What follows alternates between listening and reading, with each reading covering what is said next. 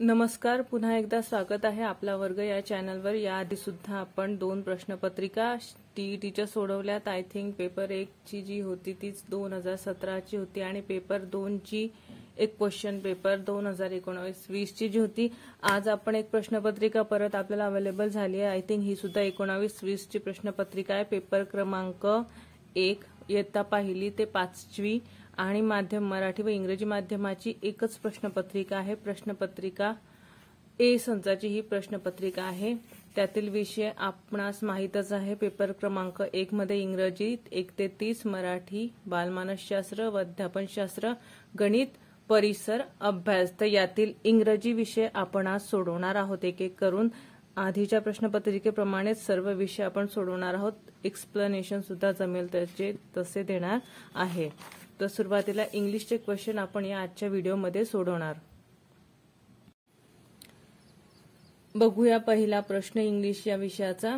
Fill in the blank with the most suitable alternative to make the sentence logical in sense. Pranesh told her that he dash dash her very well. एक sentence दिले आपल्याला complete करायचं आहे। तर an understanding, second option आहे understand, third understood, fourth was understanding. तर Pranesh told her that he understood her very well हे योग्य उत्तर राहील त्याचं। त्यामुळे पर्याय क्रमांक 3 हे या प्रश्नाचे योग्य उत्तर आहे।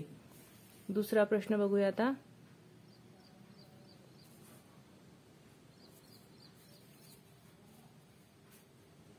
Choose the most suitable alternative in accordance with the correct use of tense.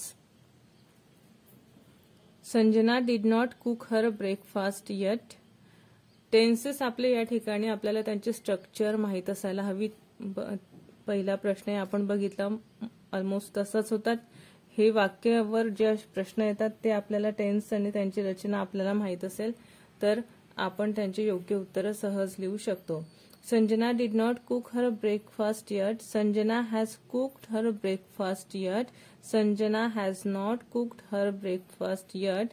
Sanjana has not been cooked her breakfast yet. तर संजनाने अद्यापही तिचा ब्रेकफास्ट तयार केलेला नाही। तर Sanjana has not cooked her breakfast eight हा योग्य काळ त्या ठिकाणी आहे। पर्याय क्रमांक 3 दुसऱ्या प्रश्नाचे उत्तर आहे। तिसरा प्रश्न बघूया आता। Choose the most correct alternative to complete the following sentence. For modern man, there are a number of diseases. पर्याय आहेत to suffer from, for suffering, to suffer, suffering from. तर ही फ्रेज या ठिकाणी येईल to suffer from. पर्याय क्रमांक 1. For modern man, there are number of diseases to suffer from. चौथा प्रश्न आहे त्या ठिकाणी fill in the blank with the most suitable alternative. I have not return to her dash dash she left for America. Before, since, after, for. तर since हे योग्य उत्तर राहील त्या ठिकाणी। I have not return to her since she left for America. पाचवा प्रश्न आहे fill in the blank with the most suitable preposition. Don't side dash dash those who act contrary dash national interest. तर पर्याय आहेत with, to, by, to, with, by, with. तर don't side with those who act contrary to national interest. पर्याय क्रमांक 1 याचे योग्य उत्तर आहे। सहावा प्रश्न बघूया। Find out which part of sentence has an error. Your statement that you find this bag in the street will not be trusted. तर सेंटेन्स आहे त्यातल्या ज्या पार्ट मध्ये एरर आहे तो पार्ट आपल्याला शोधायचा आहे। I think you found this bag असायला हवं होतं। बी याचे योग्य उत्तर आहे। पर्याय क्रमांक 2। सातवा प्रश्न आहे choose the grammatically correct sentence. हे सुद्धा सेंटेन्स आपल्याला बघायचं ग्रॅमॅटिकली कोणते करेक्ट आहे। चारही वाक्य आपण त्या ठिकाणी वाचून बघावे। एकदा नाही समजले तर 2-3 वेळा वाचावेत। आपण उत्तर लिहू शकतो। त्या ठिकाणी घाई अजिबात करू नये। घाईमध्ये उत्तर बऱ्याच वेळा चुकते। The team is confident to win the match. The team is confident of winning the match. The team is confident of win the match. The team is confident for winning the match. The team is confident of winning the match हे याचे योग्य उत्तर आहे पर्याय क्रमांक 2. 8 नंबरचा प्रश्न आहे या ठिकाणी बघूया. Choose the word nearest in meaning to the underline part. Underline part means एक वर्ड अंडरलाइन केलेला आहे. Nearest in meaning means synonym, similar word आपल्याला या ठिकाणी शोधायचा आहे. He is quite parsimonious by nature. पार्सिमोनियसचं मिनिंग आपल्याला माहित असायला हवं, त्यावेळेस आपण त्याचा नियरेस्ट इन मिनिंग वर्ड शोधू शकतो. Cruel, haughty, prodigal, miserly. Miserly म्हणजे कंजूस हे त्याचं योग्य उत्तर आहे. प्रश्न क्रमांक 9 बघूया आता.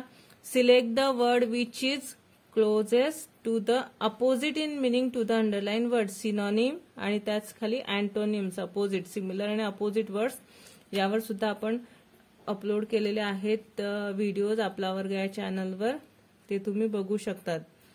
He appears to be a फोनी पर्सन. ब्युटिफुल, अनरीड, जेन्युन, अगली. तर फोनी मीन्स ढोंगी मनुष्य, याचं अपोजिट येईल जेन्युन मीन्स रिअल. पर्याय क्रमांक 3 हे 9 नंबरच्या प्रश्नाचे उत्तर आहे. त्यानंतर आहे प्रश्न क्रमांक 10. Which one of the following pairs is not correctly matched as a one word substitution for the given phrase. Phrase दिलेली आहे त्या ठिकाणी वन वर्ड सबस्टिट्यूशनचा सुद्धा आपला वर्ग या चॅनलवर 2 व्हिडिओज आहेत, ते बघा. यावरही प्रश्न असतोच. आपल्याला कलेक्ट करता येईल एक एक प्रश्न, एक एक घटक आपला महत्वाचा असतो. 1 मार्क्ससाठी येतो म्हणून आपण दुर्लक्ष करतो. 1 मार्क्स काही वेळा महत्वाचा ठरतो पासिंगसाठी. पर्याय आहेत genocide, murder of race, sororicide, murder of sister, नंतर ऑक्सोरिसाइड, मर्डर ऑफ ब्रदर. या ठिकाणी स्पेलिंग मिस्टेक सुद्धा आहे. मॅट्रिसाइड, मर्डर ऑफ मदर. तर पर्याय क्रमांक 3 हे 10 नंबरच्या प्रश्नाचे उत्तर आहे, कारण मर्डर ऑफ वाईफ त्या ठिकाणी असायला हवे होते. त्यानंतर बघूया 11 नंबरचा प्रश्न. 11 नंबरचे आपण आहेतच, आपण याआधी सुद्धा डिस्कस केलेले आहेत. Young ones of animals, cries of animal आणि मेल फिमेल यावर हे प्रश्न असतातच. त्यावरचे व्हिडिओज तुम्ही 2-3 वेळा, नाही समजलं तर 4-5 वेळा सुद्धा बघा. हे प्रश्न नेहमी येतात. एक 4-5 मार्क्ससाठी तरी हे प्रश्न असतात. अगदी सोपे आहेत. हे जर लिहिले तर आपले 4-5 मार्क्स त्या ठिकाणी इंग्लिशचे कव्हर होतात. The young one of cat is kitten. The young one of frog is called. अगदी सोपं आहे. टॅडपोल. पर्याय क्रमांक 4. काही बरेचसे प्राणी त्यांचे यंगवन्सच्या पेअर आपण व्हिडिओजमध्ये डिस्कस केलेल्या आहेत. The cry of dog is bark. The cry of an ape is called. तर क्राय ऑफ डॉग, कुत्र्याच्या आवाजाला भुंकणे, बार्क असे म्हणतात. The cry of an ape, एपच्या क्राय म्हणजे एपच्या आवाजाला काय म्हणतात? लो, गिबर, कू, फूट.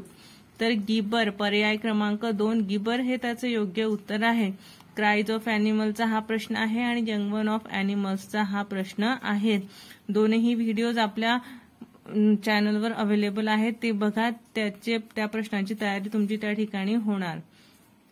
13वा प्रश्न बघूया. Sudhir is afraid of books. His family thinks that he is suffering from. पर्याय आहेत अँड्रोफोबिया, लोगोफोबिया, बिब्लिओफोबिया,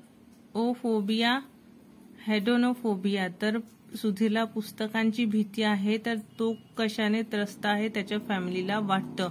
पर्याय क्रमांक 3 बिब्लिओफोबिया त्याचे योग्य उत्तर आहे. त्यानंतर 14वा प्रश्न आहे. Fill in the blanks with the suitable word.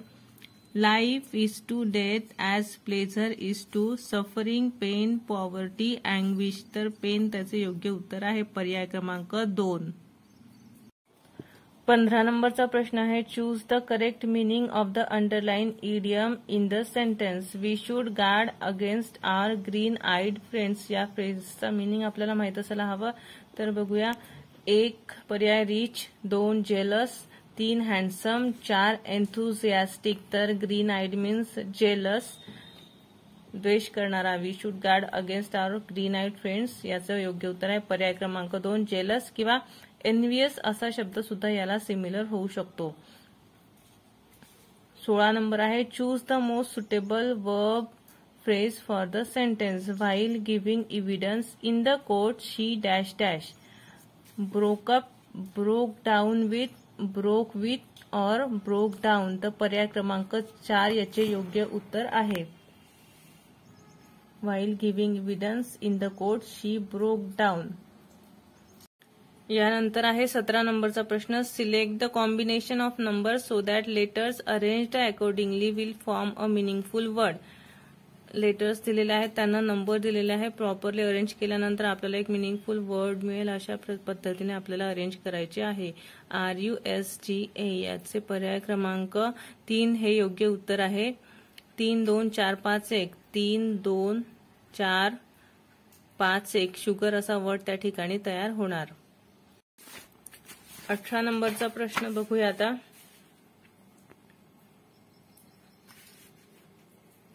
Select the one which best expresses the given sentence in passive voice. Active passive voice चा प्रश्न आहे. Change the voice. I know her. पर्याय आहेत she is known by me, she was known by me, she was known to me आणि she is known to me. पर्याय क्रमांक 4 हे त्याचे योग्य उत्तर आहे. she is known to me. 18 नंबरच्या प्रश्नाचं next question. Choose the one which best expresses the following sentence in indirect speech. Change the voice and indirect speech वर सुद्धा प्रश्न हा असतो. He said to her, "Are you coming to the party?" Question या ठिकाणी विचारला आहे. He told her if she was coming to the party. Question आहे त्यामुळे told या ठिकाणी येणार नाही. त्यानंतर he asked her whether she was coming to the party. He asked her that if she was coming to the party. He asked her if she will be coming to the party. तर ही asked her whether she was coming to the party हे त्याचे योग्य उत्तर आहे. पर्याय क्रमांक 2. 20 नंबरचा प्रश्न बघूया. यावर सुद्धा सांगितलेले आहे मी, आपण व्हिडिओ अपलोड केलेला आहे. काही असे मोजके शब्द त्या ठिकाणी घेतलेले आहे की ते अशा प्रकारच्या प्रश्नांमध्ये विचारलेले जातात. म्हणजे स्पेलिंगमध्ये ज्यांच्या कन्फ्युजन होते असे प्रश्नांचा सराव होण्यासाठी तो एक व्हिडिओ आपल्या चॅनलवर अपलोडेड आहे. 20 नंबरचा प्रश्न. Choose the correctly spelled word. Millionaire या शब्दाचं स्पेलिंग दिलेलं आहे. 4 वेगवेगळे स्पेलिंग्स त्या ठिकाणी आहे. करेक्टली स्पेल्ड म्हणजे योग्य स्पेलिंग त्या ठिकाणी आपल्याला शोधून लिहायचे आहे. त्याचे योग्य उत्तर आहे पर्याय क्रमांक 3 MILLIONAIRE. नंतर सेम क्वेश्चन आहे, फक्त विचारण्याची पद्धत त्या ठिकाणी बदललेली आहे. वरच्या क्वेश्चनमध्ये करेक्टली स्पेल्ड वर्ड विचारला आहे एका शब्दाचे 4 वेगवेगळे स्पेलिंग्स देऊन. आणि प्रश्न क्रमांक 21 आहे choose the miss spelled word. 4 वेगवेगळे शब्द आहेत. 4 पैकी कोणत्या शब्दाचे स्पेलिंग चुकीचे आहे तो शब्द आपल्याला ओळखायचे आहे. करियर, कॅरियर, झोडियाक आणि हे सारगण. हा पर्याय क्रमांक 4 याचे योग्य उत्तर आहे. हे स्पेलिंग चुकीचे आहे. त्यानंतर या ठिकाणी आपण योग्य स्पेलिंग लिहिले आणि या ठिकाणी चुकीचे स्पेलिंग असलेला शब्द शोधला. 22 नंबरचा प्रश्न आहे choose the correct alternative to fill in the blank. आर्टिकलवर आधारित हा प्रश्न आहे. आर्टिकलवर आधारित प्रश्नांचा सराव म्हणून किंवा ते सोडवता यावे म्हणून लवकरच व्हिडिओ आपल्या वर्गावर अपलोड करण्यात येईल. He bought dash dash ice cream. I हा वॉवेल आहे त्यामुळे त्या शब्दाच्या आधी ॲन येईल. पर्याय क्रमांक 1 त्याचे योग्य उत्तर आहे. He bought an ice cream. नंतर आहे 23 नंबरचा प्रश्न. तो त्या ठिकाणी रद्द करण्यात आलेला आहे कारण या ठिकाणी थोडी प्रिंटिंग मिस्टेक आहे आणि तेच त्याचे योग्य उत्तर होते. त्यामुळे 23वा प्रश्न हा चुकीचा धरलेला आहे. 24 नंबरचा प्रश्न बघूया नंतर. Name the underline subordinate clause. What you said is absolutely correct. Noun clause, adjective clause, relative clause, adverb clause. तर नाउन क्लॉज तो आहे. त्यानंतर 25 नंबरचा प्रश्न आहे choose the appropriate alternative to fill in the blank. The players remonstrated dash dash the umpire dash dash his partiality. तर with, to, with, against, to, against आणि to with. The players remonstrated with the umpire against his partiality. पर्याय क्रमांक 2 याचे योग्य उत्तर आहे. यानंतर बघूया प्रश्न क्रमांक 26 ते 30 हे आधारित आहे पॅसेजवर. Read the following passage and answer questions by selecting the most appropriate alternative paragraph. तुम्हाला वाचायचं असल्यास मी त्या ठिकाणी होल्ड करते. स्क्रीनशॉट तुम्ही काढू शकतात, वाचू सुद्धा शकतात. नाही वाचला तरी टॅग सांगितलेली आहे 26 ते 30 असे एकूण 5 प्रश्न आहेत पॅरेग्राफवर. प्रत्येक पॅरेग्राफचं उत्तर शोधण्यासाठी आपण जातोच, एकदा वाचून आपल्या लक्षात नाही राहत. बघूया प्रश्न. Rutherford was his parents dash dash child. 26 नंबरचा प्रश्न आहे. Last, only, fourth, second. तर योग्य उत्तर आहे त्याचे 3. मी आधीच शोधून ठेवलेले आहे त्यामुळे मी उत्तर सांगून मोकळी होते. Rutherford was his parents fourth child. 27 नंबरचा प्रश्न आहे. Nelson college was dash dash. State boarding school in New Zealand, college in England, school in Scotland, school in the united state. तर state boarding school in New Zealand हेच त्याचे योग्य उत्तर आहे. 28 नंबरचा प्रश्न आहे. Rutherford sat for a scholarship test because he was an outstanding student, he was a bookworm, he thought of following an academic career, his masters wanted him to do that. हे त्याचे योग्य उत्तर आहे. पर्याय क्रमांक 4.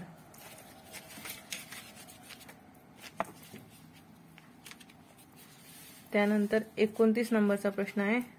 Rutherford carried out his own private experiments in some corner of the cloakroom of Nelson College. Printing mistake बऱ्याच आहे त्या ठिकाणी, क्लासरूम असायला हवं होतं. Some corner of the cloakroom of Canterbury College, a corner of the room allotted to him in the boarding house, in the laboratory of Nelson College. तर some corner of classroom of Nelson College त्याचं योग्य उत्तर आहे.